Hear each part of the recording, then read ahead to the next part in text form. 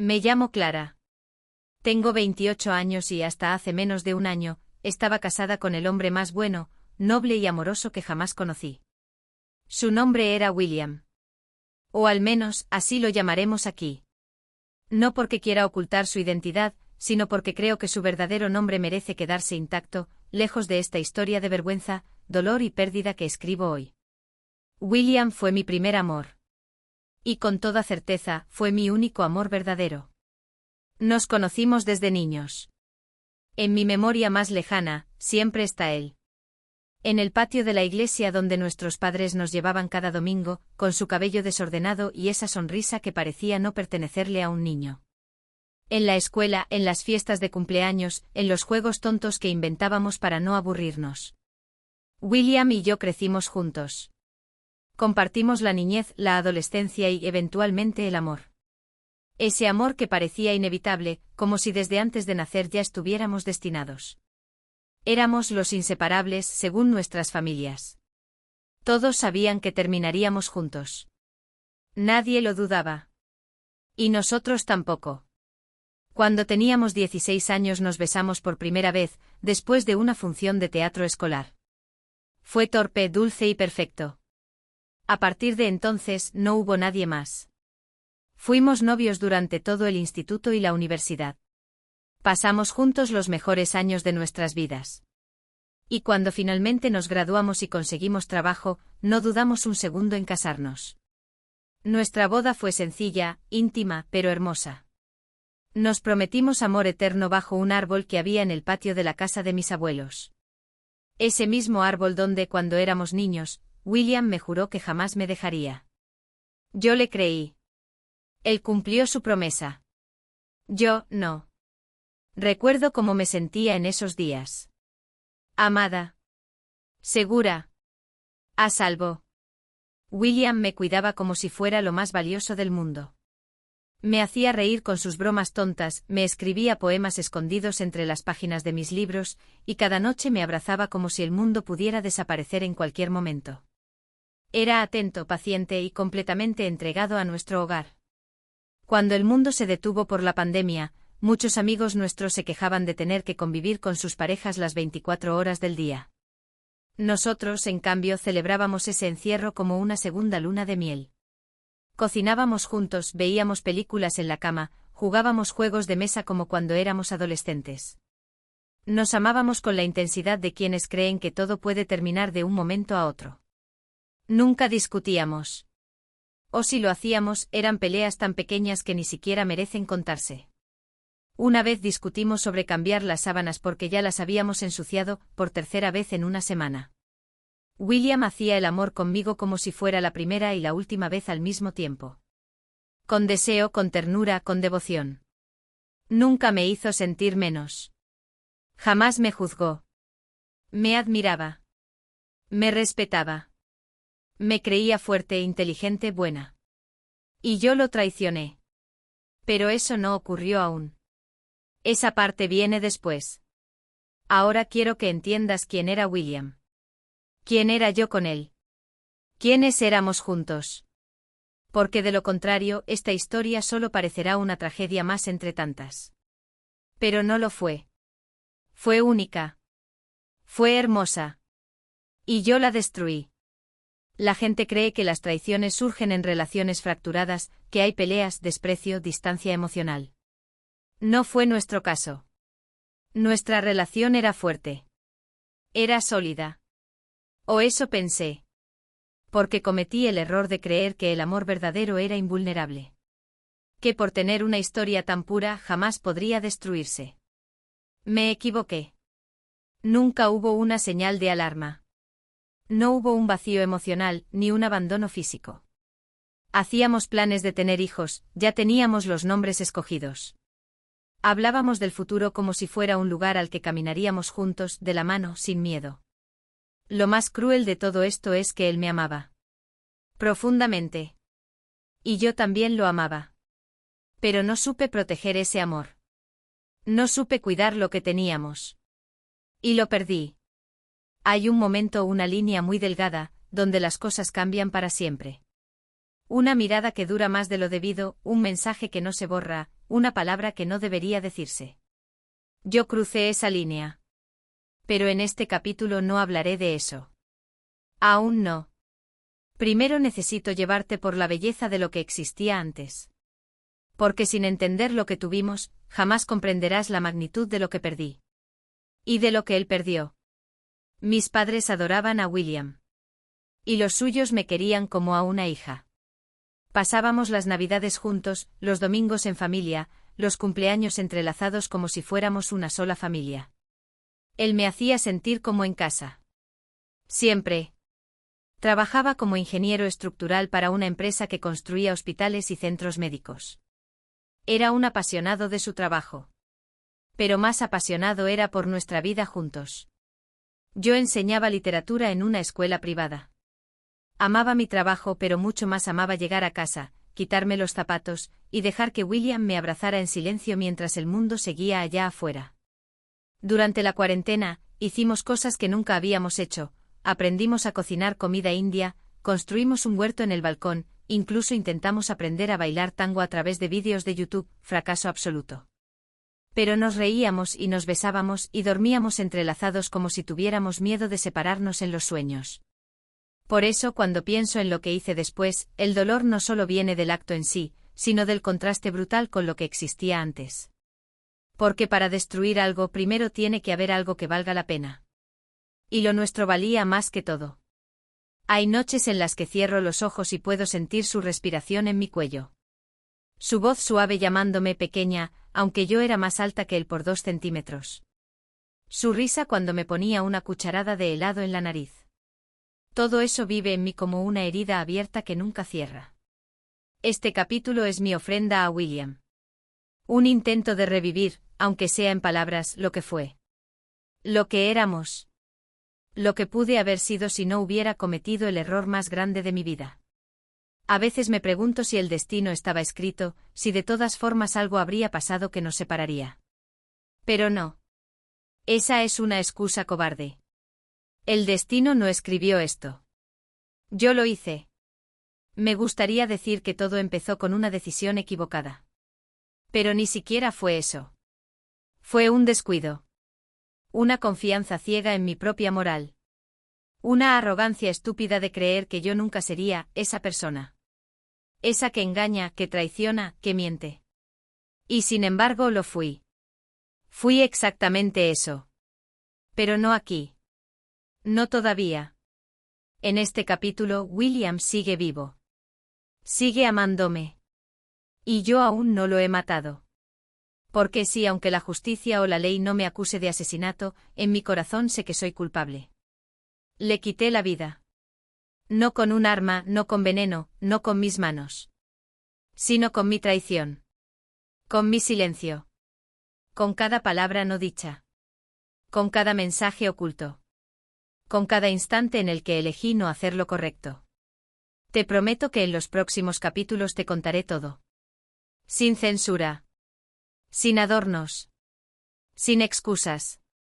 Pero por ahora, solo quiero que sepas que alguna vez, hace no mucho, existió un amor real.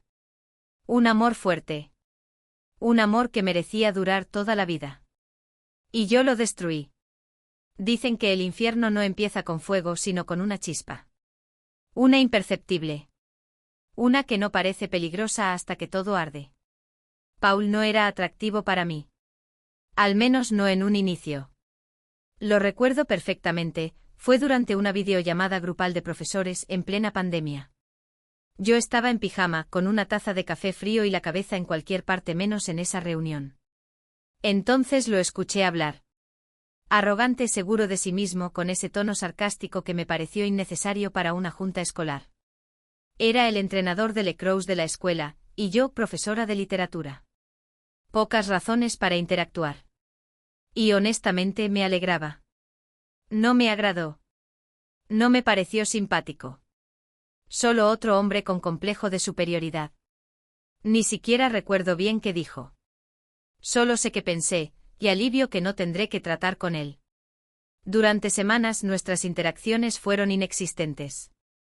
Lo veía en la pantalla, a veces de fondo en los pasillos cuando las clases presenciales comenzaron a alternarse. Nada más. Un día cualquiera, recibí un correo.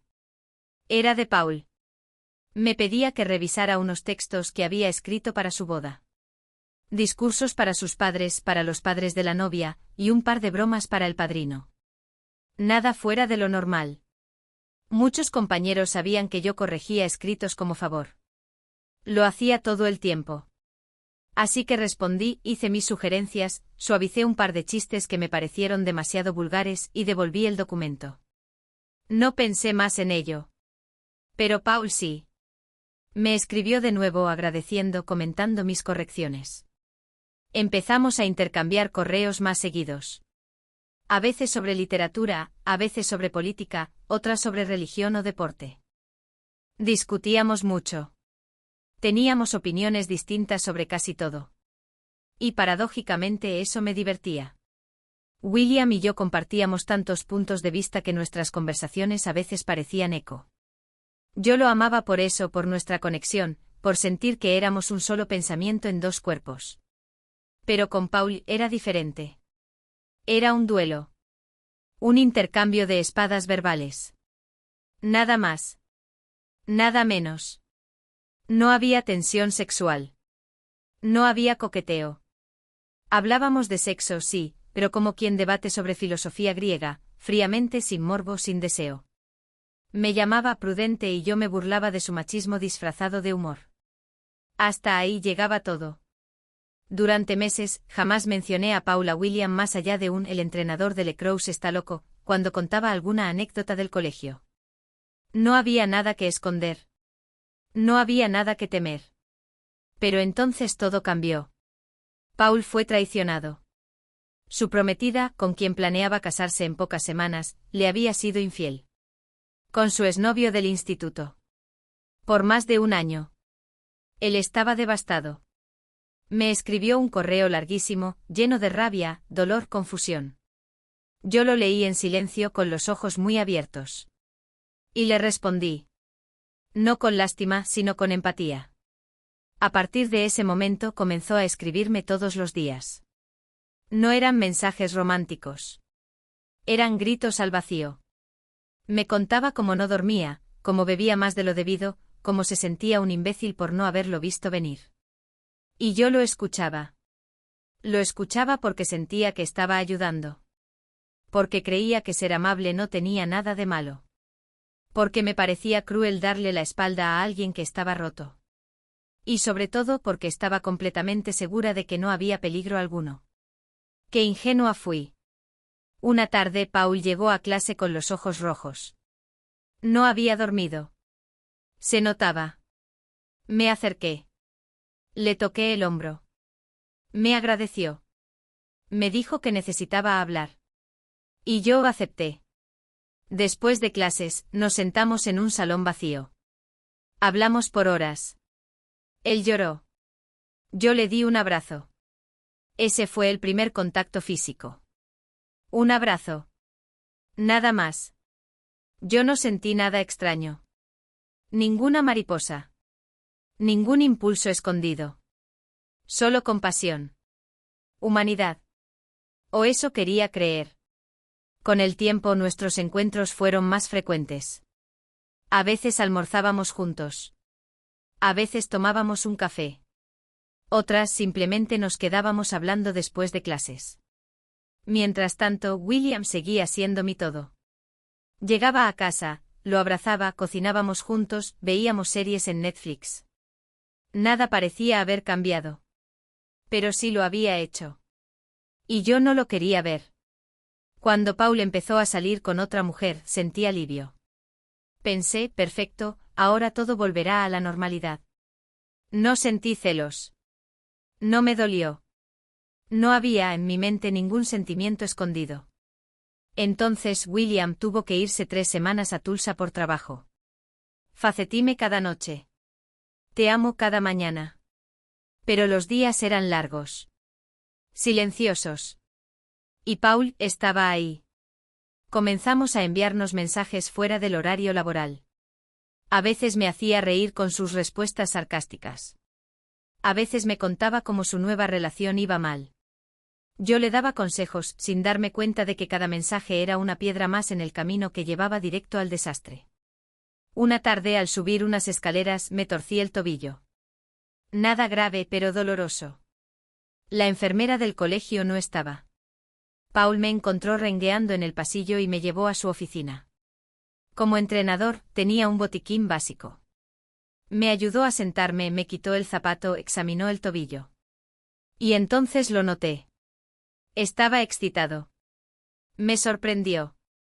Me desconcertó. Pero también sentí algo.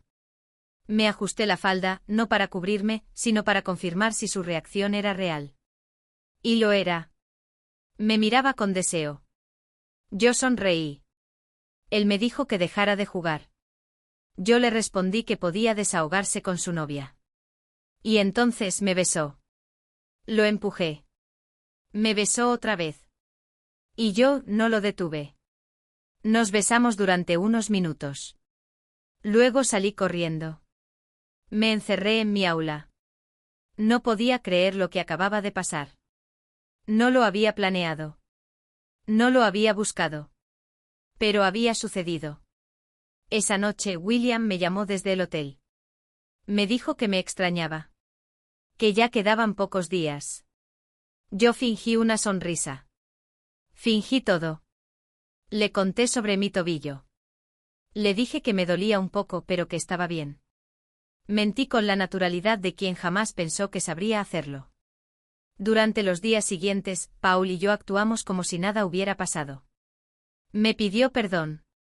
Me dijo que no quería arruinar mi matrimonio. Que había sido un error. Yo asentí. Le creí. O quise creerle. Pero las palabras ya no podían borrar el sabor de su boca, ni el peso de la culpa que empezó a crecer como una hiedra oscura en mi pecho. Y entonces vino la noche en la que todo se rompió. Pero eso es otra historia. Durante días fingí que nada había pasado. Que ese beso furtivo, esa chispa inesperada entre Paul y yo, no había significado nada. Que podía encerrarlo en una cajita mental y seguir con mi vida como si el universo no hubiera temblado. Pero mentirle a William fue más fácil de lo que imaginé. Y eso me asustó. Lo llamaba cada noche. Le preguntaba por Tulsa, por el proyecto, por sus comidas. Le contaba trivialidades, como mis alumnos habían escrito poemas terribles, como el gato de la vecina se coló en el aula. Reíamos. Decíamos te amo. Y colgábamos. Afuera, todo estaba igual. Adentro, todo se estaba pudriendo. Paul y yo seguíamos viéndonos después de clases. Al principio solo hablábamos. De su nueva relación, de lo confundido que estaba. Yo le decía que debía sanar, que no repitiera patrones. Él me agradecía por estar ahí. Decía que nadie lo escuchaba como yo. Que incluso su nueva novia era incapaz de entenderlo. Empezó a mirarme distinto. Con hambre. Y no solo física. Yo debería haberme alejado. Debería haber borrado sus mensajes, haber pedido cambio de horario, haber confesado a William lo que ocurrió. Pero no lo hice. En vez de eso, seguí buscando a Paul. Porque con él me sentía distinta. Menos predecible. Menos perfecta. Con William, todo estaba definido. Lo conocía tanto que podía adivinar cada palabra antes de que saliera de su boca. Con Paul, en cambio, había caos. Contradicción. Un tipo de peligro que confundí con libertad. Una tarde me invitó a cenar. Dijo que necesitaba distraerse. Que no había dormido bien en semanas. Que no soportaba estar solo. Acepté. Fuimos a un restaurante nuevo cerca del colegio. Nos sentamos en la barra. Pedimos vino. Él bromeó con el mesero, hizo comentarios sarcásticos sobre los comensales. Yo reí. Reí más de lo debido. La conversación se volvió más íntima. Me preguntó si creía que William me perdonaría si supiera lo del beso. Le dije que no. Que ni siquiera tendría derecho a pedir perdón. Que William no era como los demás hombres, no gritaba, no golpeaba, no amenazaba. Pero lo que yo había hecho, eso lo mataría por dentro. ¿Y si no se enterara nunca? Me preguntó Paul. No supe qué responder. Después de la cena, me ofreció llevarme a su departamento. Dijo que necesitaba mostrarme algo. Una novela que había comprado para mí. Mi autor favorito. Una edición rara. Caí en la trampa más vieja del mundo. Y lo sabía. Entré. Había libros, sí. Pero también había vino, velas medio gastadas, y un silencio espeso como el humo. Me senté en el sofá. Él se sentó a mi lado. No hablamos. Nos besamos. Y esta vez no me aparté. Hicimos el amor. Si es que se le puede llamar así. Fue torpe, apurado, manchado por la culpa. Cuando terminó me vestí en silencio. Paul intentó abrazarme. Yo me alejé. No lloré. No grité. Solo dije. Mi matrimonio acaba de morir. Salí de su apartamento caminando como si llevara un cadáver a cuestas. Esa noche al llegar a casa, me duché por casi una hora. Froté mi piel hasta que quedó roja. Me sentía sucia. Indigna. Traicionera. William me llamó. Me dijo que había tenido un día difícil. Yo solo asentí con la garganta cerrada. Colgué antes de que notara que mi voz temblaba. Pasé los días siguientes con una ansiedad insoportable. Revisaba mi teléfono cada 5 minutos, temiendo que William supiera. Que alguien hubiera visto algo. Que Paul hubiera contado. Que mis ojos me delataran. Pero todo seguía igual. Demasiado igual. Y eso me destrozaba más. Escribí una carta de confesión. Quería dársela a William cuando regresara. Planeaba decirle la verdad, mirarlo a los ojos, asumir las consecuencias. No porque quisiera redimirme, sino porque no podía vivir con esa mentira asfixiante. Sin embargo, algo sucedió antes de que pudiera hacerlo. El lunes por la tarde William llegó a casa más temprano de lo esperado. Su rostro estaba serio. Silencioso. Me abrazó, pero su cuerpo no respondió al mío. Tenemos que hablar, dijo. Lo supe de inmediato. Sacó un sobre del maletín. Lo abrió. Sacó una pila de hojas impresas. Eran mensajes. Capturas. Correos. Conversaciones con Paul. Conversaciones que yo creía eliminadas. No preguntó. No gritó. Solo leyó en voz alta una parte. Una donde yo decía, a veces creo que con vos soy yo misma. Que con William soy solo la versión buena de mí. Me quebré. Lloré. Pedí perdón. Le dije que iba a confesarle todo. Que tenía una carta. Que me odiaba a mí misma. Él no dijo nada. Empacó una maleta. Puso algunas cosas. No muchas. Ropa, su cuaderno, su computadora. No te preocupes, me dijo al salir. No haré escándalo. Pero no esperes que vuelva. Y se fue. Ese fue el lunes. El miércoles a las 3:17 de la madrugada, alguien golpeó la puerta. Era la policía. Me dijeron que habían encontrado a William en su coche. En un estacionamiento con el motor encendido y una carta sin firmar en el asiento del pasajero. Una nota incompleta. Solo 2 palabras escritas, lo siento. Me arrodillé. Grité. Me rasguñé los brazos, la cara. No recuerdo cómo llegaron los paramédicos.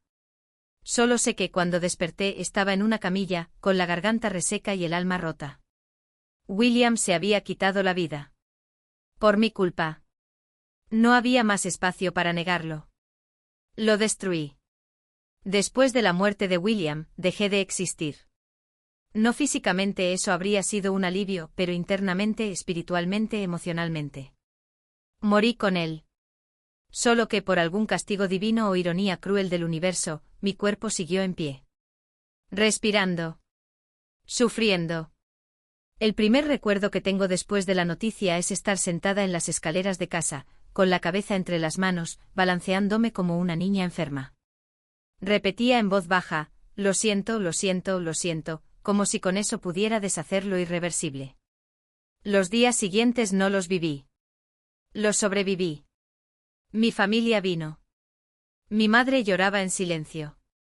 Mi padre no me miraba a los ojos. Mi hermana se limitó a preguntar ¿cómo pudiste? No supe responder.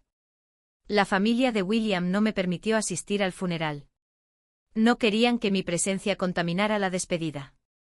Y los entiendo. De hecho, me sentí aliviada. No habría soportado ver ese ataúd. Saber que allí dentro estaba el hombre al que le juré amor eterno, el mismo al que destruí con mis decisiones. Me sedaron durante varios días. No comía. No hablaba. Solo lloraba. Cuando despertaba, sentía que el aire me dolía. Como si respirar fuera una puñalada en el pecho. Tenía pesadillas. Lo soñaba. Viéndome con ojos vacíos. O a veces no decía nada, solo me mostraba la nota, lo siento. Y yo despertaba gritando. La primera vez que intenté quitarme la vida fue una noche cualquiera. No hubo carta. No hubo aviso. Solo quería apagar el dolor. Quería desaparecer, dormir para siempre, dejar de ser ella. Esa mujer despreciable que había arrojado al amor de su vida al abismo. Me encontraron a tiempo. Estuve internada durante 2 semanas en una clínica psiquiátrica. Me diagnosticaron depresión severa, trastorno de estrés postraumático y conducta suicida. Yo solo pensaba, ¿qué sentido tiene diagnosticar algo que no tiene cura? No pedí comprensión. Ni perdón. Ni siquiera ayuda. Solo quería que todo terminara. Pero no terminó. Salí del hospital. Volví a una casa vacía. A un silencio que gritaba. A una cama que parecía demasiado grande. A una vida en ruinas. Empecé terapia obligatoria. 2 veces por semana.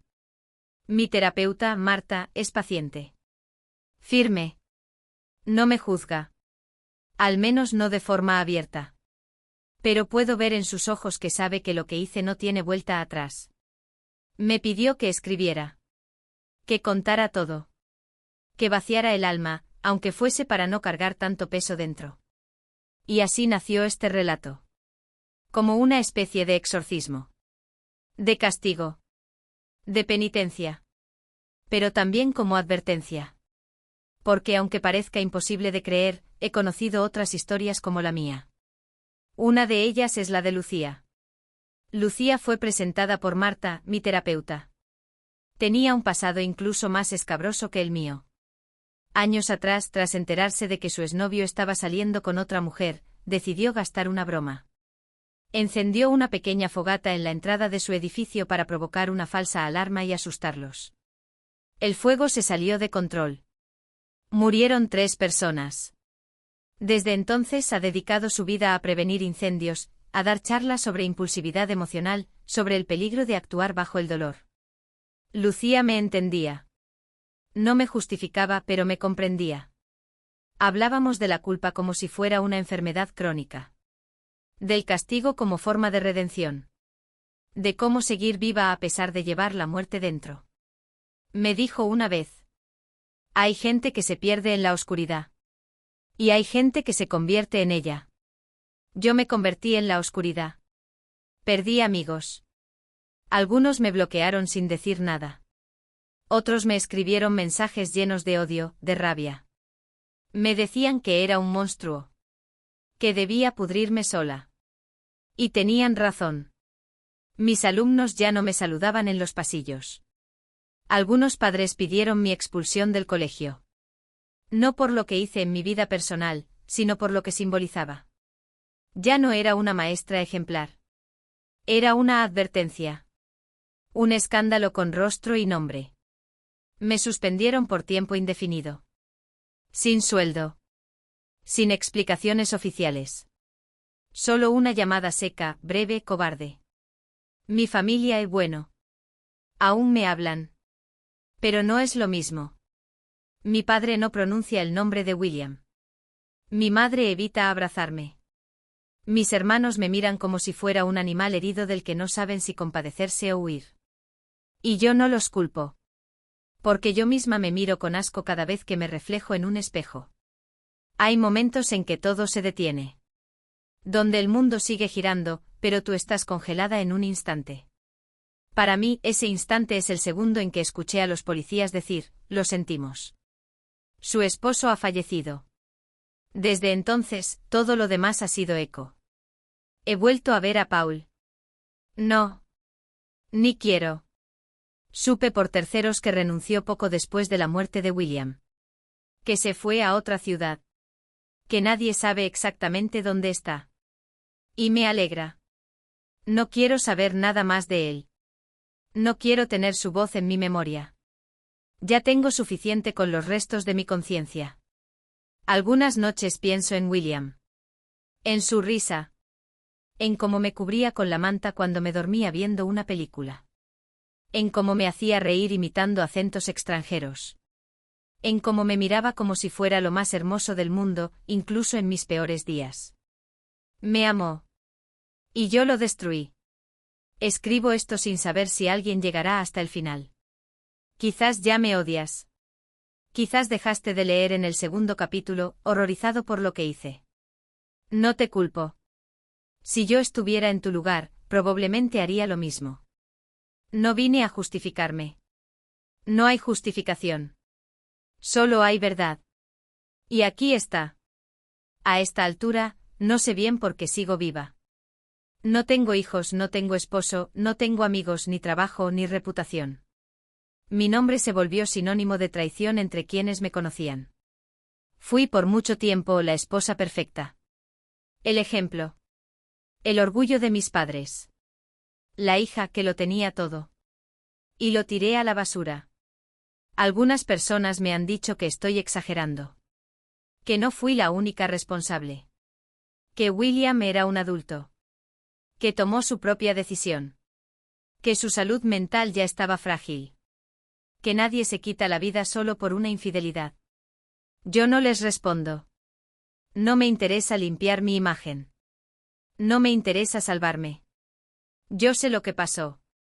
Sé que William era feliz. Que era fuerte. Que tenía planes. Sueños. Sé que nuestra vida juntos era algo especial. Y sé que yo arruiné todo. ¿Fue mi traición el único factor?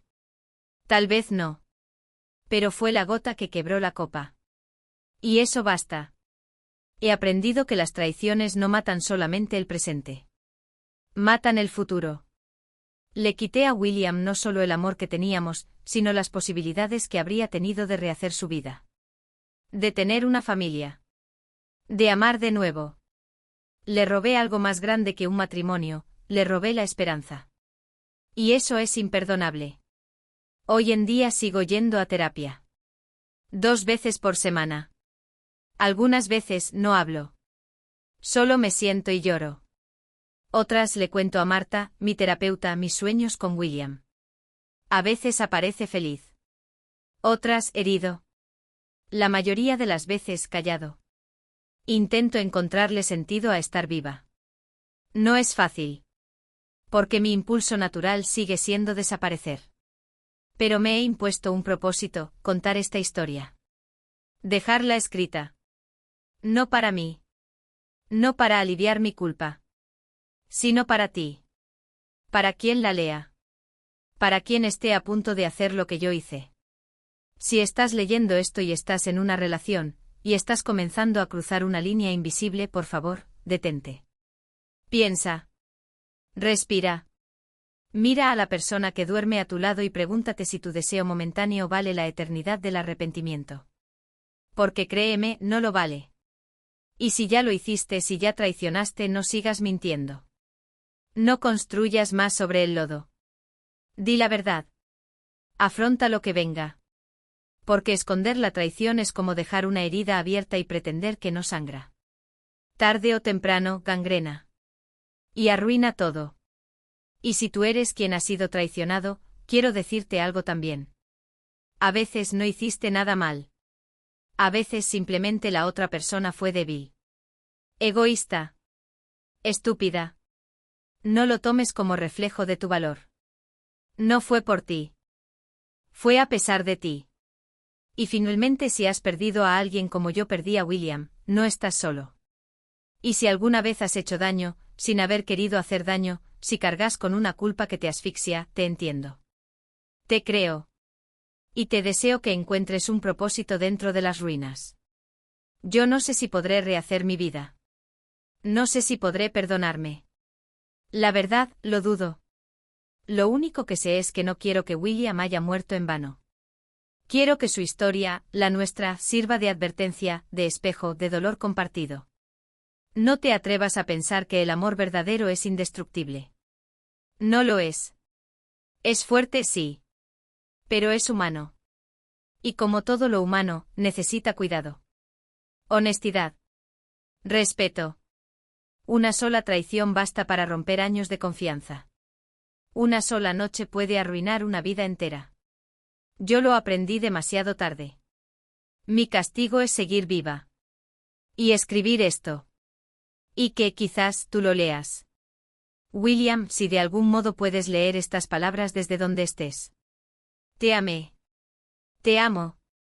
Y te amaré por el resto de mis días. Perdón. Por todo. Por tanto. Gracias por haber llegado hasta el final de esta historia. Sé que no ha sido fácil de escuchar, porque tampoco fue fácil de contar.